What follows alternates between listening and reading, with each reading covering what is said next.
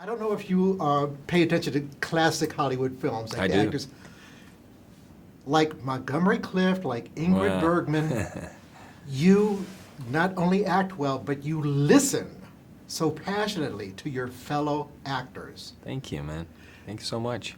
The character that you played, it seemed to me that he had to listen to that little voice in his head. He works for the government. He's Right. in a suit. The suit is like his armor. But his conflict seems to be that he has to listen to that little voice in his head that is telling him to do the right thing and think like a miner. Right. Absolutely. Absolutely. Wow. It's. I'm impressed that you got all that. That's a subtext. Yeah. It's a very interesting character, and I was at first it was very clear to me that there was a transformation for this guy, and it's always interesting when we start, in one way, and then we had room. Right. In the story to go somewhere else, to transform. I think life is about that. I think that we're constantly transforming, and the only thing permanent in this life is that it's completely unpermanent, and it's change. It's Yes. always changing. So I love the fact that this guy is a politician that walks in with one posture: I gotta solve this problem rationally, and then he meets, the families outside and see their pain and see what they're going through, the desperation, and he becomes a part of it.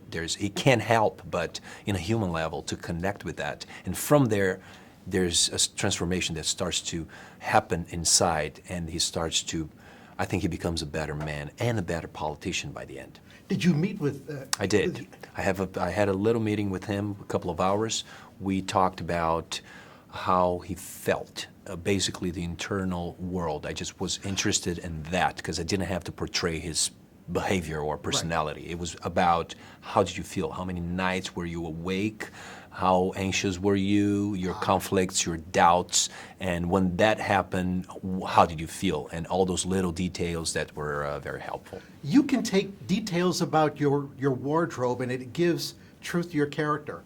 The way that your physicality, and I love you, Philip Morris, the way you dress fit that character. Then, of course, there's Xerxes, the villain in 300. In this, one thing that I noticed, that the more he lets that voice take over, he unbuttons, he becomes less Yeah. corporate and Yeah. more casual. Was that Yeah. your idea? Yeah, do you want to be my agent? No, true, because you're talking about detail, and it's that's what we work for. It's beautiful when somebody really can see those little things, because most of the time people don't realize. They Yes. feel it, but they don't pay attention to those things. Yes, that was all thought out. We thought about disconstructing this guy as he changes inside, he changes outside as well. Is it true that you're playing Jesus in a new adaptation of Ben-Hur? Yes, that is true. That's a big challenge. That was amazing. In the previous version by William Wyler, Jesus You don't didn't see have, him. You don't see him. You don't see him. This one you do. You get a close-up, you get some lines. Yes. Thank you, Lord! Yeah.